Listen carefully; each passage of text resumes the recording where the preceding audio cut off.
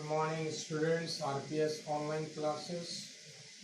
Students, to continue the literature session, I just explained in previous videos about the last stonemason.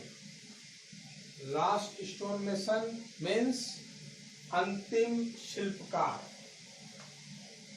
ये जो title दिया गया इस chapter का, आखिर के से इसके पीछे क्या इसका मतलब था? इसका मतलब यही था कि जो मैंने कैरेक्टर्स बताए थे मास्टर जी गोपाल और सलीम के बारे में, उसमें ये बताया गया था कि मास्टर जी को लगता है कि अब चूंकि गोपाल बोलता है कि मैं इस काम को छोड़ दूंगा यहाँ पर और मैं बाहर चला जाऊंगा आगरा, और आगरा जाकर ही इस काम को करूंगा, लेकिन वहां पर पैसे ज्यादा कमाऊंगा. तो मास्टर जी को लगता है कि अब हमारा जो ये पीढ़ी दर पीढ़ी जो हमारा वर्क चल रहा है वो अब आगे नहीं चल पाएगा, और इससे वो काफी निराश हो जाते हैं. सलीम भी कैरेक्टर है जो मास्टर जी का नौकर है, जो बचपन में इसको लाए थे. काफी गरीबी की हालत में था और इसे अपने घर पे रख लिए थे. वो घर का काम देखता था. लास्ट स्टोनमेसन का जो राइटर है उनका नाम है सिगरुन श्रीवास्तव. ठीक है, इन्होंने बहुत अच्छे तरीके से इस चीज को एक्सप्लेन किया. तो गोपाल जब कहता है अपने मास्टर जी को कि मैं काम नहीं करूंगा, आप कीजिए, इस काम से हमें क्या मिला, मेरा घर अभी भी उसी तरह है, मैं गरीबी में रह रहा हूं. तो ये सुनकर मास्टर जी ने कहा कि पैसा जिंदगी में हर चीज नहीं होता है बेटा, पैसा सब कुछ नहीं होता है. ये जो हमारी कलाकारी चल रही है वो पीढ़ी दर पीढ़ी आती जा रही है और तुम इसको कंटिन्यू रखोगे ऐसी मुझे उम्मीद है. लेकिन गोपाल मास्टर जी को छोड़ के चला जाता है और मास्टर जी काफी निराश हो जाते हैं. बहुत रोकते हैं, गोपाल को रोकने के प्रयास करते हैं कि बेटा रुक जाओ,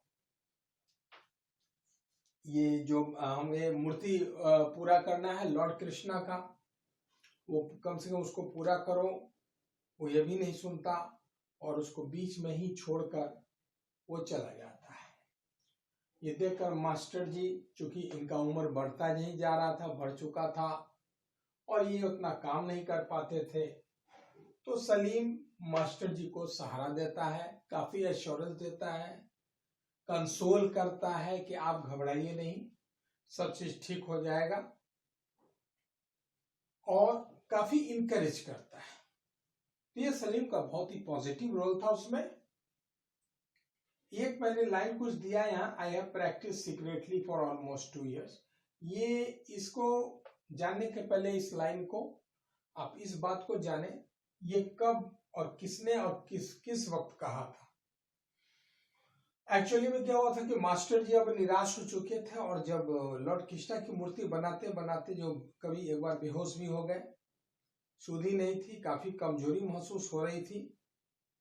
तो सलीम ने क्या किया कि अपने हाथ से वो शिल्पकला का जो एक नमूना होता है, उसने मूर्ति को सेनी और हथौड़ी से उसको बनाना शुरू किया लॉर्ड कृष्णा का.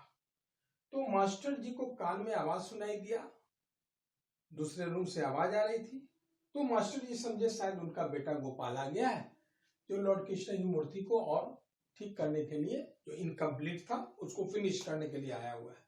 लेकिन जब वो देखते हैं मास्टर जी की गोपाल की जगह सलीम नजर आता है, तो काफी वो आश्चर्यचकित भी होते हैं और हताश भी हो जाते हैं. हताश इस मामले में कि वहां लड़का नहीं रहता है, वहां सलीम होता है. और आश्चर्य उनको सरप्राइज इसलिए होता है क्योंकि वो सोचते कि सलीम ये कैसे काम कर पा रहा है. तो सलीम जवाब देता है कि master ji, I have practice secretly for almost 2 years. मैंने वो शिल्प कला का जो मैं कुछ अपने क्वालिटी मैंने सीखी है, वो तकरीबन मैं प्रैक्टिस कर रहा हूं 2 सालों से. In a place where stones are cut, वहां पर मैं जाता था और जहां स्टोन को काटा जाता था, तराशा जाता था। ये जानकर मास्टर जी को बहुत आश्चर्य हुआ कि it was very much unbelievable that how could he learn it, how the guts feeling he has and he practiced now. आगे कहता है, सलीम बोलता है मास्टर जी को, आई एम ए मुस्लिम, ऑब्वियसली है, वो स्टेचू बना रहा है और वो मुस्लिम था तो अपने आप के बताया कि I am a Muslim, I know I should not carve the image of God, मैं जानता हूं कि गॉड की इमेज को मैं कार्व यानी उसका नक्काशी नहीं देना चाहिए, मुझे उसको तराशना नहीं चाहिए था। लेकिन एक बहुत ही अच्छी लाइन उसने कही सलीम ने, a beautiful sculpture that has different meanings for different people. एक अच्छा जो शिल्पकार जो सुंदर से वो जो कलाकृति बनाता है उसकी अलग अलग मीनिंग्स होती है अलग अलग लोगों के लिए।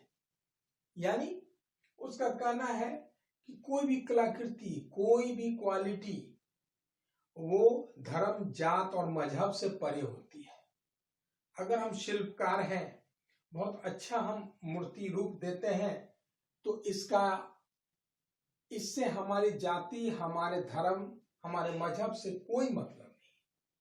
हमारे में क्वालिटी है तो मैं खुद हूं और मेरी पहचान यही कि मैं एक कलाकार हूं, मैं एक शिल्पकार हूं, आई एम ए स्कल्पचर। तो ये बहुत ही अच्छा लाइन इसमें बताया गया और ये जानकर मास्टर जी को बहुत खुशी होती है और वो उसे गले लगा लेते हैं सलीम को और कहते हैं बेटा तुम एक दिन बहुत बड़े शिल्पकार बनोगे। तो ये बहुत बड़ी बात होती है, ठीक है। इस तरह से ये कहानी का अंत होता है, ये कहानी फिनिश हुई। इससे कंसर्निंग मैंने कुछ सवाल यहाँ पर लिखे हैं। एक सवाल मैंने लिखा है, उसको आप देखेंगे। What was the old man working on? Old man किस पर काम कर रहा था? Why was he finding it difficult? उसे बहुत मुश्किल क्यों हो रही थी इस काम को पूरा करने में? आंसर है, old man was working in a beautiful statue of Lord Krishna. वो लॉर्ड कृष्णा की मूर्ति को बना रहा था। He was finding a difficult, उसको क्यों परेशानी हुई? क्योंकि ही वॉज ग्रोइंग ओल्ड, वो धीरे धीरे बूढ़ा होता जा रहा था और कमजोर भी होता जा रहा था। बूढ़ा होने का मतलब कमजोर होता जा रहा था। His son has also left him, और उसका लड़का जो भैया गोपाल था उसने उसको छोड़ दिया था। And he could not do the work on his own, और इस तरह से वो अपना काम उसको पूरा नहीं कर पा रहा था।